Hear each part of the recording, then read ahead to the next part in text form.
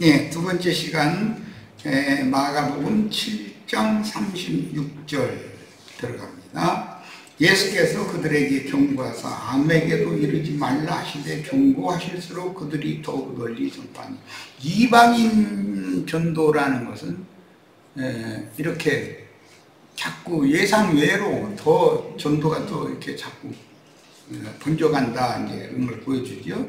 사람들이 심히 놀라 이르되 그가 모든 것을 잘하였도다. 못 듣는 사람도 듣게 하고 말하지 못하는 사람도 말하게 한다 하니라. 하나님의 하늘의 음성은 듣지도 못하고 영의 세계에 관한 것은 좀 말하지 못하던 게, 우리가 이방일 때 다 그랬죠.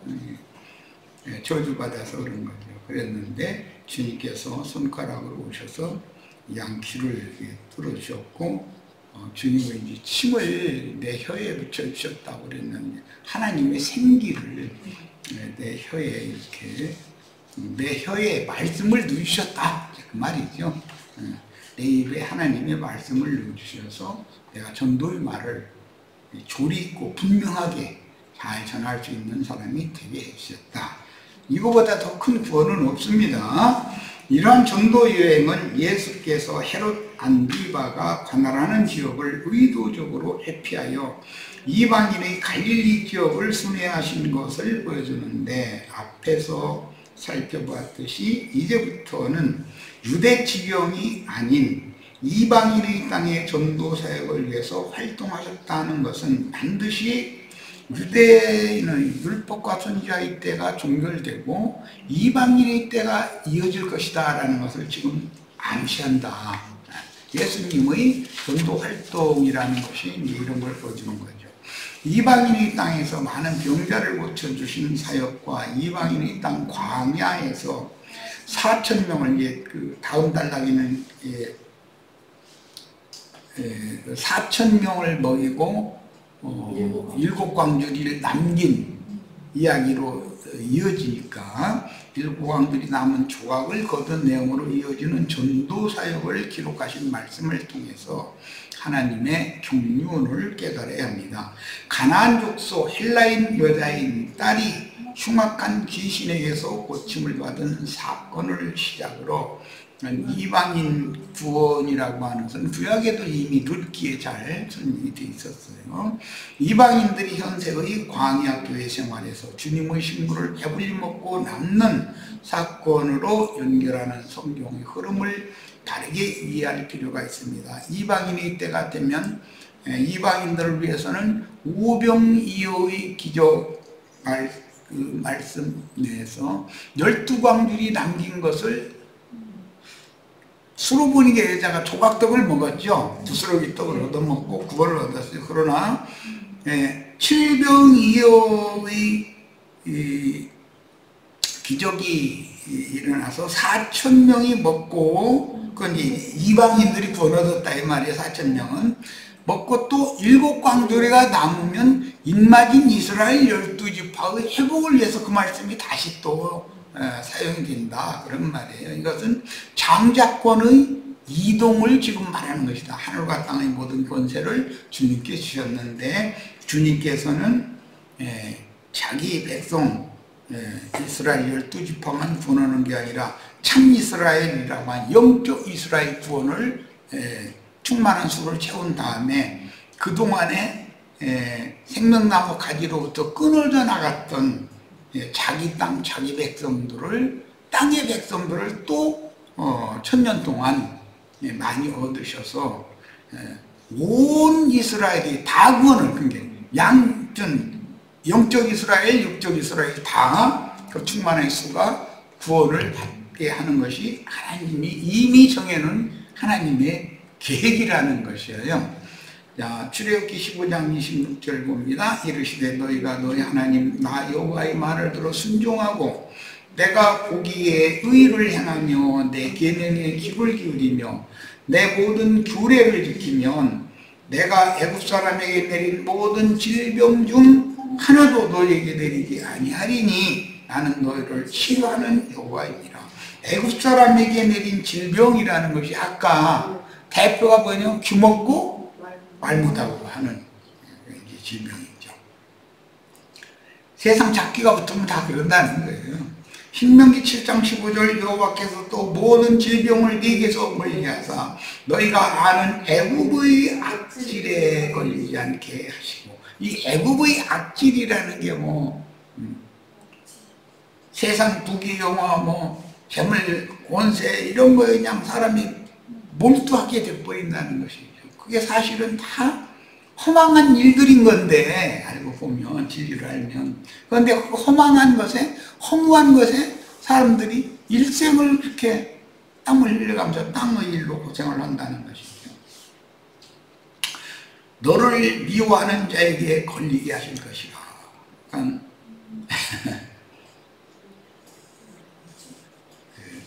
주님의 은혜를 입은 사람들을 미워하는 사람들이 애굽의 악질에 걸린다는 거지.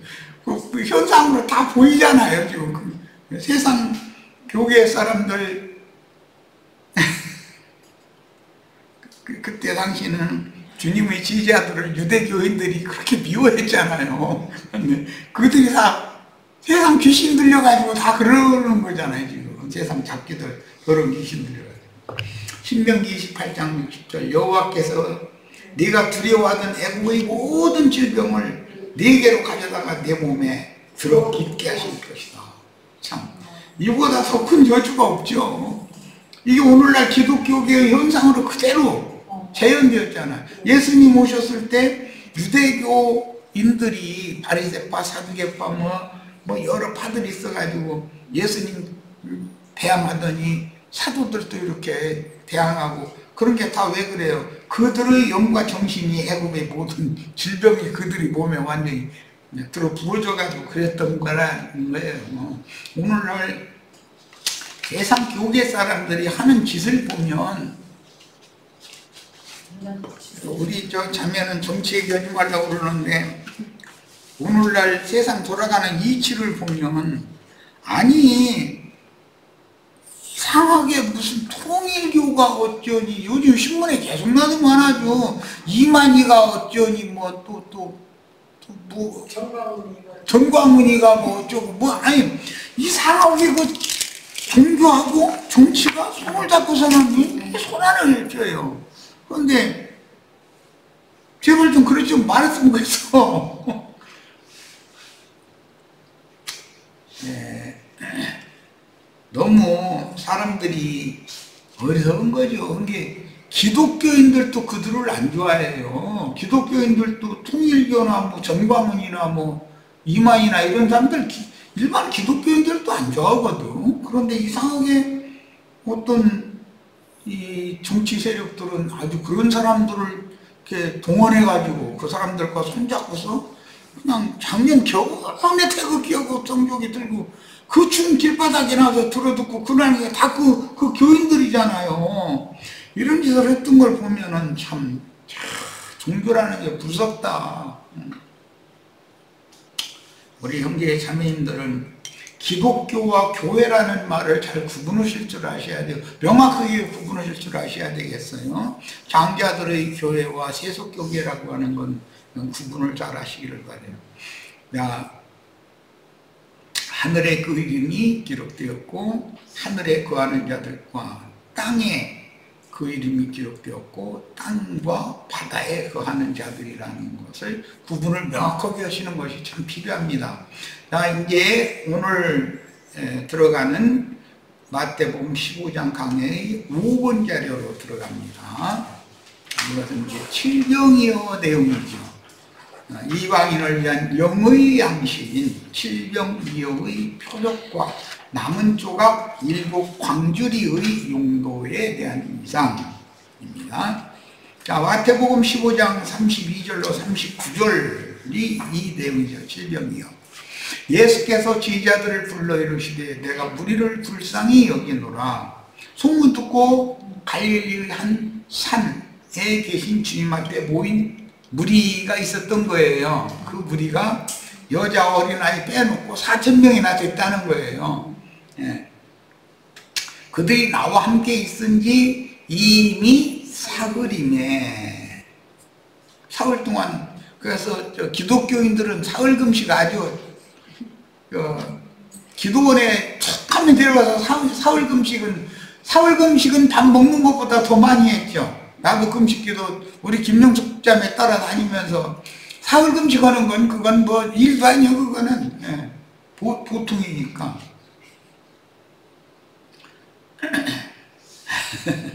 먹을 것이 없도다. 사흘이내 먹을 것이 없도다. 길에서 기진할까 하여 굶겨 보내지 못하겠노라. 그러니까 주님은 그 사흘씩이나 금식 시켜놓고 나서는 사흘 후에는 이렇게 이제 먹을 것을 주는 얘기를 하셨어요. 33절 제자들이 이제 광야에 있어 우리가 어디서 이런 우리가 배부를 만큼 떡을 얻으리까. 오병이어 때도 그런 생각을 갖고 있었는데 똑같죠. 시편 78편 19절을 인용했는데 그거 보면 광야의 식탁이라는 말이 나오죠. 그 다음에 시편 79편 18절로 25절을 지금 인용했는 이유로 봅니다. 그들이 탐욕대로 음식을 구하여 그들의 심중에 하나님을 시험하였으며 그뿐 아니라 하나님을 대적하여 말하기를 하나님이 광야에서 식탁을 베푸실 수 있으랴 이렇게 말했다는 거예요. 그런데 오늘 광야의 식탁 얘기를 하는 거죠. 보라 그가 반석을 쳐서 물을 내시니 시내가 넘쳤으나 그가 능히 떡도 주시며 자기 백성을 위하여 고기도 예비하시랴 하였도다. 떡도 능히 주실 수 있고 고기도 능히 주실 수 있죠. 매출하고 이제 그 민수기에 보면 매출하고 이런 말씀이 나왔죠. 그러므로 여호와께서 듣고 노하셨으며 야곱에게 불같이 노하셨고 또한 이스라엘에게 진노가 불타올랐으니 이는 하나님을 믿지 아니하며. 이게 제일 중요한 말이죠. 그의 구원을 의지하지 아니한 때로다. 이게 하나님이 노하시는 때죠. 원인이죠. 믿지 않고 구원한 하나님을 의지하지 않는 것. 그것 때문에 출애굽한 하나님 백성들에게 징계가 오는 거죠.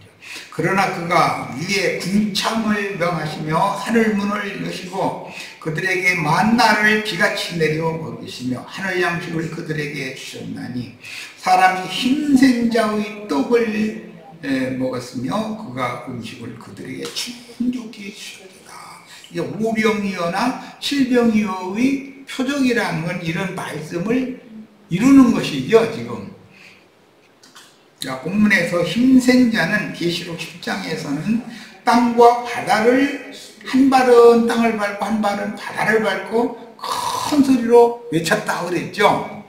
그분이 요한에게 열린 작은 책의 말씀을 받아 먹으라고 주셨었죠. 그 힘센 천사. 증인들을 먹이고 나가서 다시 예언하게 하신 그리스도에 대한 예표였다. 그 다음에 34절입니다. 마태복음 15장 34절이에요. 예수께서 이르시되 너희에게 떡이 몇 개나 있느냐. 이르되 7개와 작은 생선 2마리가 있나이다. 이거를 예수께서 우리에게 명하사 땅에 앉게 하시니 땅에 앉게 하시고 이렇게 이제 말씀이 이어가는데 여기 떡이 여기서는 7개죠. 물고기는 똑같이 2마리고 7동이 떡이라는 것은 7제자를 아까 내가 이제 요한 12제자가 갈릴리 한 산으로 갈릴리로 갔을 때 7제자가 갔다. 그런데 그 제자들 한 사람 한 사람이 다 떡덩이들이 되는 거잖아요. 그 얘기예요. 그들은 천하 만민에게로 보냄을 받았으니까 이방인들에게 보낸 떡덩이 7덩이를 지금 이렇게 보낸 것이죠. 말하자면 이렇게 이해하시면 돼요. 작은 생선은 베드로와 제자들이 잡은 큰 생선 153마리와 대조되는데 4,000명의 식물이 될 증인들을 의미한다. 작은 생선 2마리라고 그랬죠. 그런데 요한복음은 큰 생선 153마리, 작은 생선 큰 생선은 대비되는 말이잖아요, 의도적으로. 예, 여기 작은 생선이라는 건 오병이어때는 어린아이가 가진 생선 2마리 이렇게 말을 했으니까 같은 개념이죠, 개념은. 자, 4,000명의 식물이 될 증인들을 의미하며 특히 작은이라는 수식어는 사울이 바울이 된 것과 같고, 주님은 작은 소자들과 함께 보좌들에 앉아서 우편의 양무리와 좌편의 윤소무리를 판단할 것이다. 여기는 한 것입니다 했는데 판단 한 것입니다. 뭐 괜찮네요. 네. 그러니까 이 소자들은 작은 생선으로도 상징이 되어가지고 2마리라는 건 2 증인과 관계가 있는 거예요. 떡이 7덩이다라는 것은 7 증인들인 것이죠. 7 교회의 사자들이, 계시록에서는 7 교회에 보낸 사자들이죠. 자, 갈라디아 2장 9절에 보면 또 기둥같이 여기는 야고보와 게바와 요한. 그런데 여기는 3사람인데 야고보는 게바와 요한과는 약간 다른 신앙 노선을 지금 가는 사람이에요. 그런데 이들이 다 예루살렘 교회의 기둥들이었었다는 것이죠. 빌라델피아 교회에 이기는 자들에게는 하나님의 성전이 기둥이 되게 해주신다, 이렇게 약속이 됐죠. 그 기둥이라는 건 생선 2마리로 상징이 됐어요. 자, 은혜를 알므로 나와 바나바에게 신교의, 여기 나와는 바울이에요. 바나바에게 신교의 약속을 하였으니 우리는 이방인에게로, 그들은 할례자에게로 가게 하려 함이라. 하나님의 경륜에서 야고보, 게바, 요한은 할례자들에게, 유대인들에게 파송된 사도들을 대표한다. 그런데 이제 실제로 2 증인은 게바와 요한이죠. 그리고 이방인에게로 보낸 사도는 바울과 바나바였어요. 이걸 꼭 암기하고 계셔야 됩니다. 이 4사람은 게바와 요한, 그 다음에 바울과 바나바, 잘 암기하고 계셔야 돼요. 할례자들에게 보내심을 받는 베드로와 사도 요한으로 대표되는 예루살렘 교회의 증인들은 실제는 베드로와 요한이 대표지 야고보는 거기에 들어가지 않는 거예요. 실제로는 예루살렘 교회의 증인들은 큰 무리를 얻었고, 야고보는 수만 명의 믿는 이들인 큰 모임의 지도자였으나 결국 세상 대인들이든 유대교 지도자들과 같은 묵회를 하였다. 야고보는 특징이 이거죠. 예루살렘이 믿는 이 수많은 야고보의 신앙 지도를 받았죠. 그러나 120명은 베드로와 요한의 신앙 지도를 받았죠. 이제 이 구분을 잘 할 줄 알아야 돼요. 그 다음에 바울과 바나바로 대표되는 이방인들에게로 보내심을 받은 증인들은 매우 척박한 땅에서 악조건들을 이겨내며 소자로 사역하다가 순교하였습니다. 이것은 칠병이어를 먹일 때는 잔디밭에 풀밭에 앉힌 것이 아니라 마른 땅에 앉혔다, 이렇게 되어 있죠. 그러니까 이방인 사도들이 유대인에게로 보낸 사도들보다 수고를 배나 더하게 마련이죠. 이방인에게 보낸 사도들은 그래도 유대인들은 말씀을 지키는 사람들이기 때문에 지나가는 행객이 있으면 바울 총장이 자기 집으로 오라고 영접을 해서 먹여주고 재워주고 다음 길을 행선을 할 수 있도록 다 도와주게 돼 있는 것이잖아요. 그 유대인들에게 보낸 사도들은 그랬어요. 그러나 이방인들에게 보낸 사도들은 그들은 율법을 모르는 사람들, 아예 말씀 자체가 없으니까. 그러니까 이방인들에게 보낸 사도들에게는 너희가 재물이 있으면 가방도 돈가방도 갖고 옷이 2벌 있으면 2벌 옷도 가지고 이러고 가라고 그러고, 유대인들에게 보낼 때는 지팡이 한 가지만 가져가고 딴 거 가져갈 필요 없어 이러잖아요. 너희 다 하나님께서 준비해서 다 먹이고 입혀올 거다 그랬어요. 자, 이런 거를 보면은 하나님께서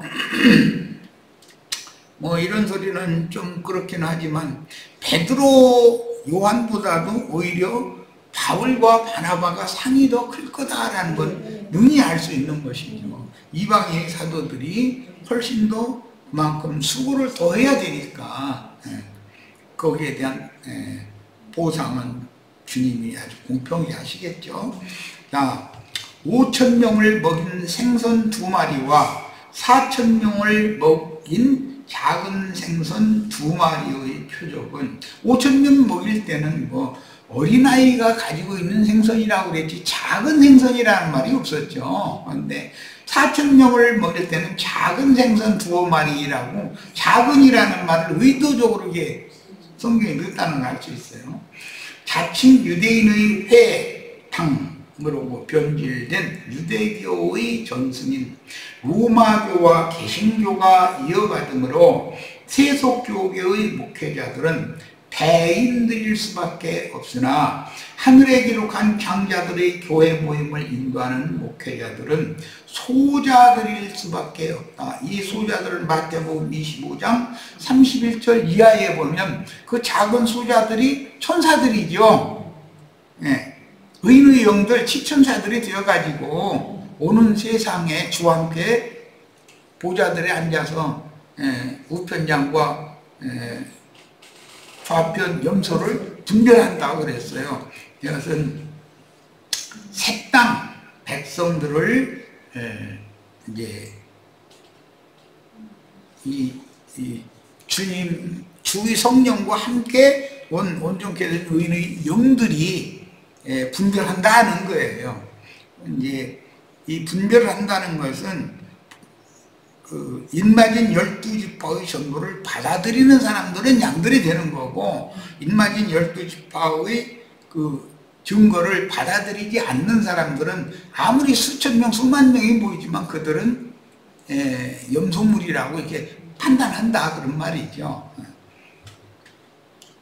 지금 현재 우리가 하늘의 장자교회와 저주받은 땅의 큰 음력교회 땅의 왕족들이 왕노릇하는 음력교회와 음력의 7머리라고 그러죠.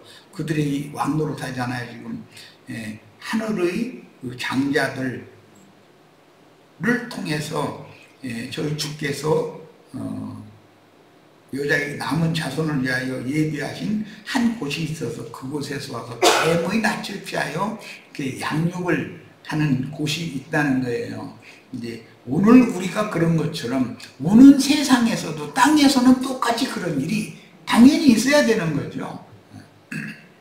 그러니까 예루살렘의 수만 야고보를 따르는 무리와 베드로와 요한을 따르는 120명의 무리는 딱 분별이 필요하잖아요. 그래서 오른편 양은 120명, 왼편 염소는 수만 명.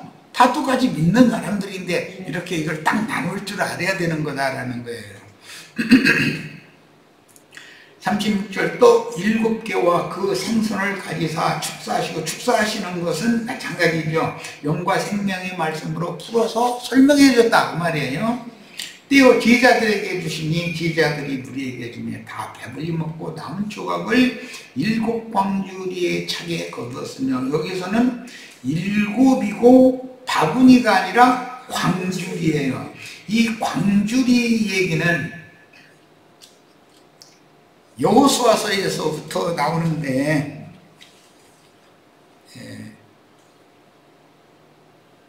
라합 집에 파송된 두 사자를 여리고 성 밑으로 밧줄로 매달아 가지고 광주리에 담아서 내려 가지고 피신하게 했죠. 거기서 사용된 말이에요. 그런데 신약에 보면 그 사도행전에 고린도 후서인 것 같다. 고린도서에서 다메섹 성에서 아레다 왕이 죽이려고 그러니까 제자들이 바울을 이 광주리에다가 담아가지고 이게 달아내려가지고 피신하겠죠. 이렇게 해서 성취를 하는 얘기가 나와요. 거기에서 사용되는 광줄이니까 일곱 광줄이라고 그러면 양이 적은 양이 아닌 거죠. 그걸 알 수가 있죠. 바구니라는 건 옆구리에다 이렇게 차고 다니면서 마른 떡, 가루, 분말로 되어 있는 떡가루, 룻기에 나오는 그 떡 조각이라는데 그것을 초에다 찍으라고 했다고 이제 이렇게 나오는데 그것은 들바구니 내가 봐서 알죠, 들바구니. 그 자기 집이 오늘 품앗이로 대보면 일하는 건데 일하는 일꾼들과 또 약간의 이제 여유분을 가지고 나가죠. 들밥을 같이 먹게 하죠.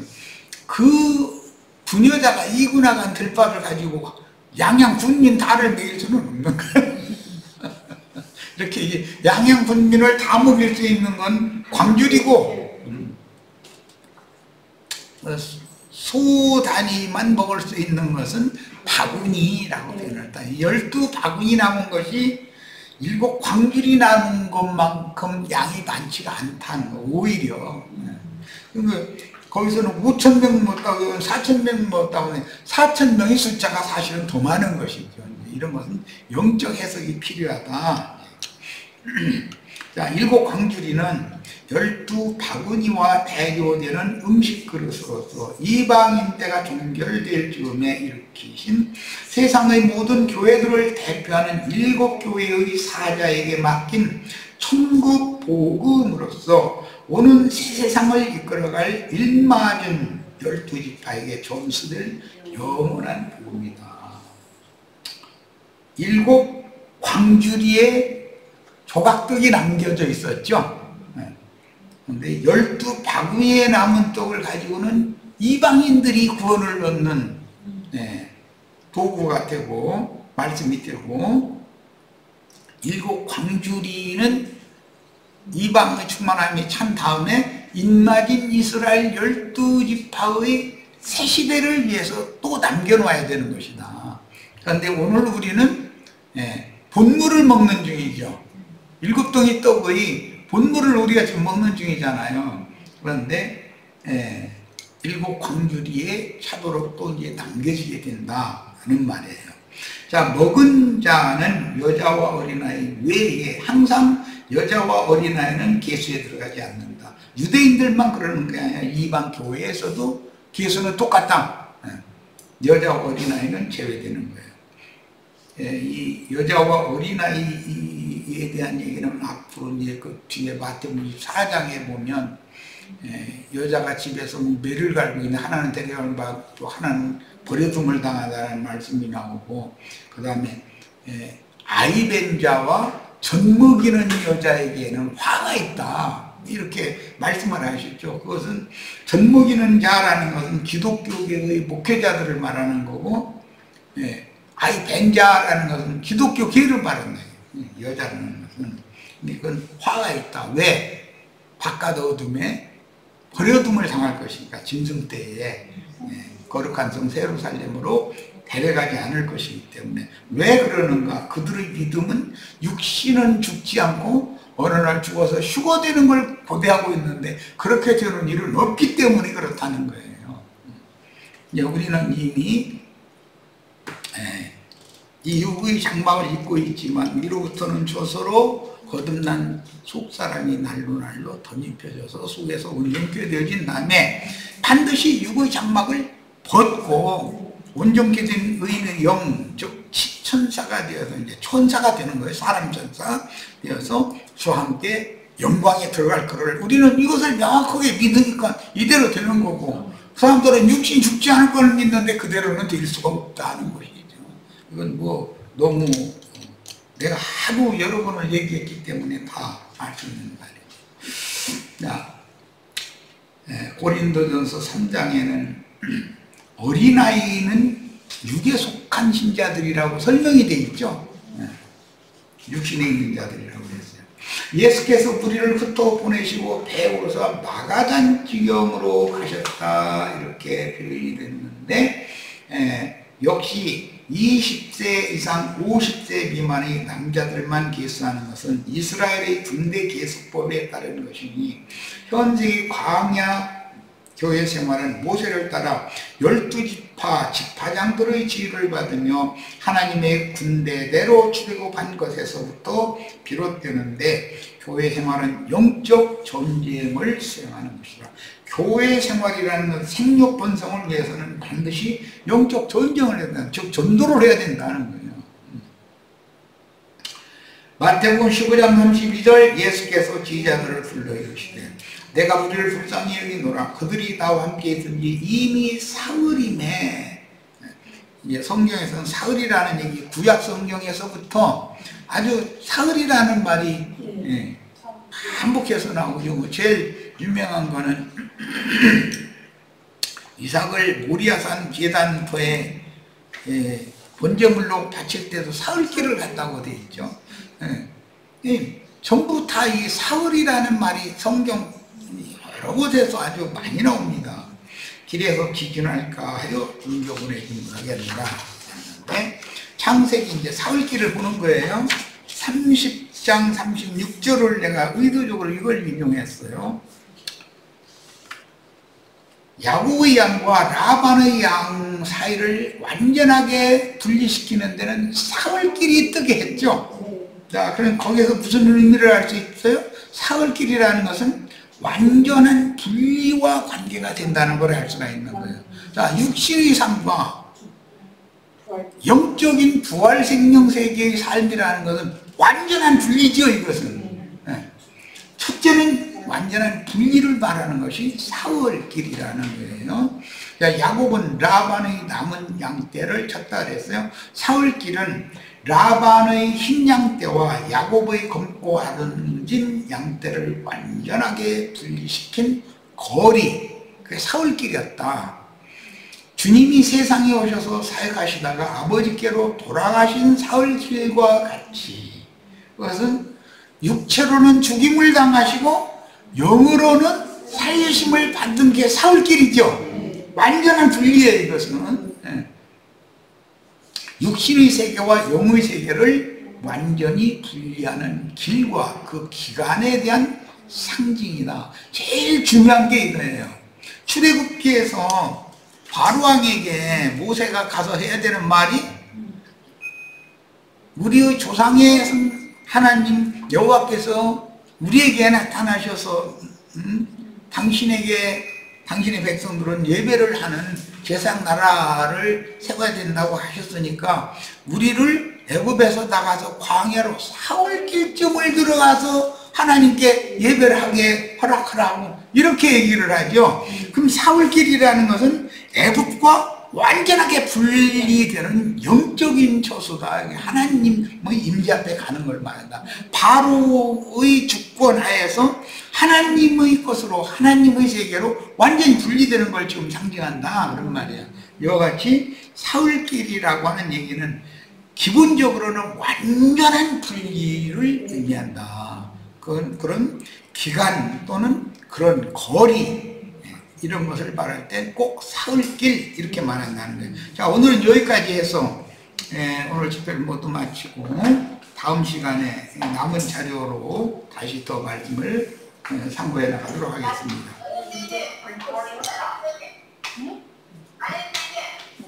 네? 나를 부르는 거예요.